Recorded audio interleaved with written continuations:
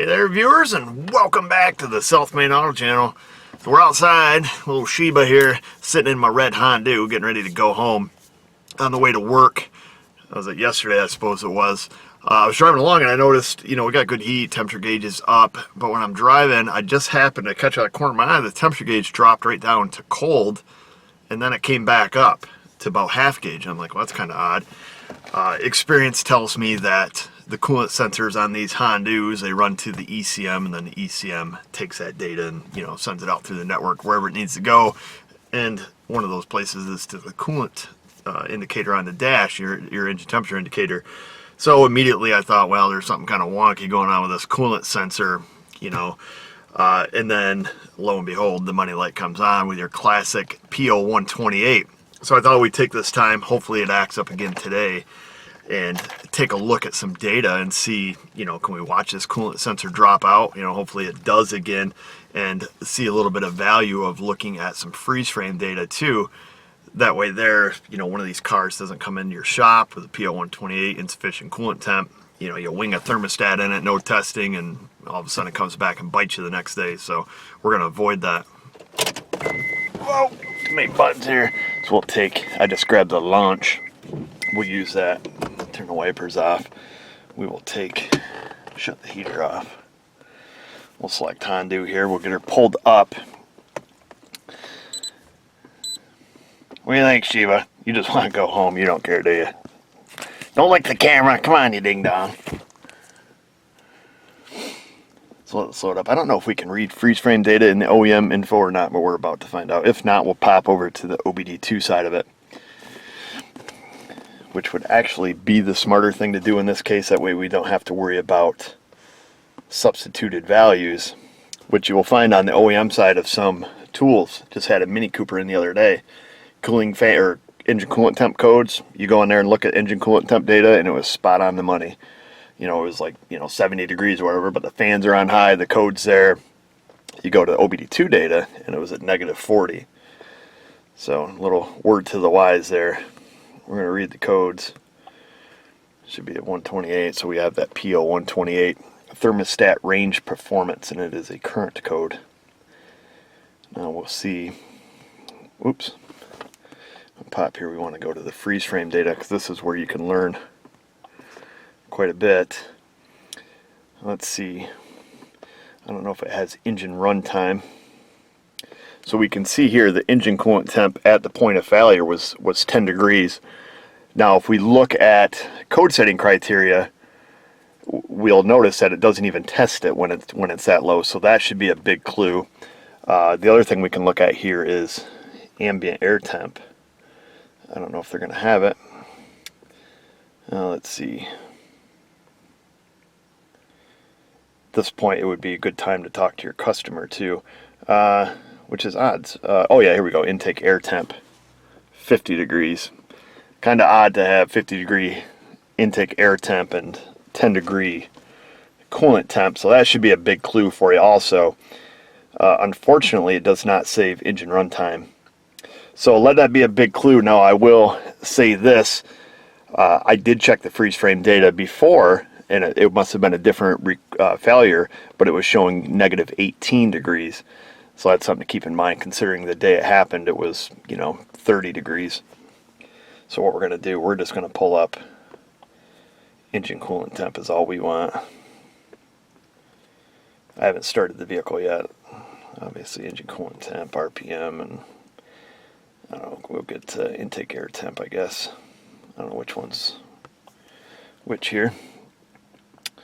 We'll grab those, and then we'll just put them in a graph. And we can watch. Oh, we don't have coolant temp in degrees. Right? Nope. Let me go back here, see if we can get that. Engine coolant temp.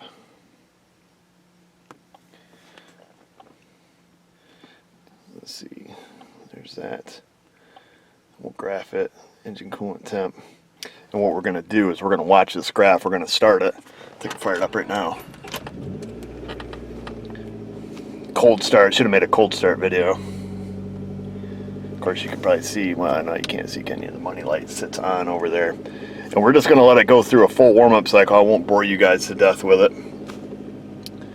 But we should see, you know, even transitions. It has the numerical value right there at the top, along with the graph here. And what I expect to see is whatever temperature it didn't like. I mean, it was almost warmed up when it did it, you know, 150, 160 degrees, somewhere in there is when it dropped, or at least when my, you know, temperature gauge up here dropped. So we'll wait and see what happens. I'll fast forward for you. How's that?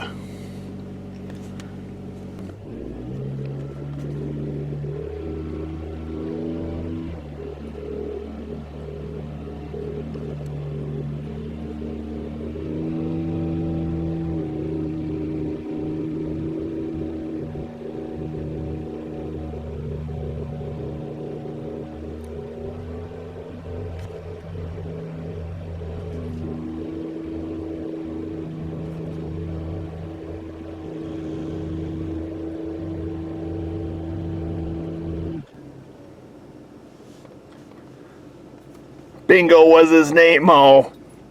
There it is. What was the magic number? It's about 150. What did it do? It dropped right down to like -10. Let me blast the heater here, see if I can't get it back. Start to defrost the AC. I'll get that cooling fan out there running. See if we can't get it back to that 150 mark.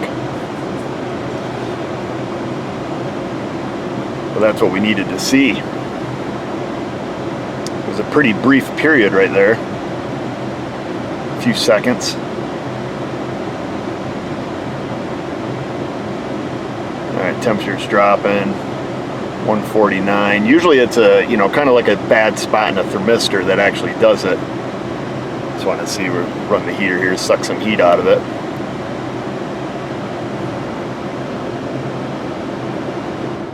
Alright, we'll see if we can't get it back up to that spot again.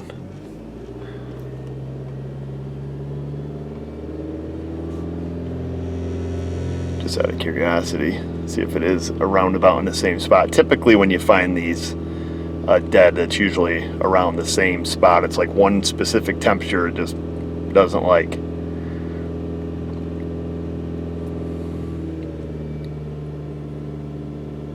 And that's another good thing to note on Hondas too. A lot of times you'll get in them, you'll have like these crank no starts in the winter time. Always, you know, key on, engine off, look at that instrument cluster, see if that temperature gauge is off its peg. Yeah, see, this time I think we're going to go right past it. But yeah, I've had these come in and, you know, it's, you know, 10 degrees outside, but the, you know, coolant gauge sits, you know, halfway up. You plug in scan data and, you know, things reading, you know, 80, 90 degrees, whatever. Yep, this time it went past it. So we can fiddle with it. You know, I'll probably mess with it here a little bit on the way home, but I think we clearly saw, you know, what's going on there. What do you think, old Sheba? Nothing. You don't care. You just want to go for a ride. Gotta go home. At any rate, I'm going to keep this data displaying as I drive home. It may initially drop, you know, we get that first thermostat opening event, it may drop back into that range. And I was hoping that it was going to stay there a little longer than it did, but we could clearly see, you know, we don't have a thermostat issue in this case. You know, it's very, very unlikely that we have, you know, a connector issue. You know, of course, we'll double check that. This is what you would typically see on, you know, a failing coolant temp sensor. I believe this one just uses one resistance value through its whole range. Some of the older Chryslers, you would see they had a dual resistance. They would climb and then they would drop and then they would start all over again. They were kind of neat. The part's very inexpensive, very easy to change on this. I'm not going to go any further with it. You know, I'm not going to, you know, put a scope on there on a long time basis and drive it and, you know, wait to catch it. Scan data is good enough for me in this case. So we'll leave it at that. I just wanted to make this video.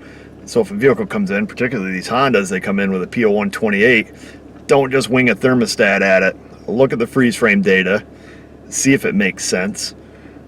You know, if you start seeing, you know, big negative numbers or really skewed from that intake air temp, you know, give it some thought, you know, do some warm-up cycles with it.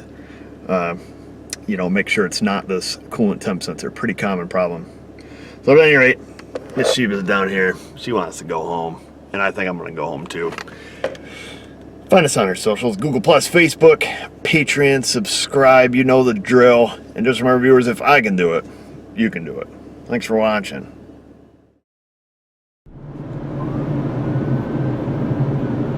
You hear that, Sheba? Sounds like the cops. It's VTech time. You ain't gonna get us, Po-Po.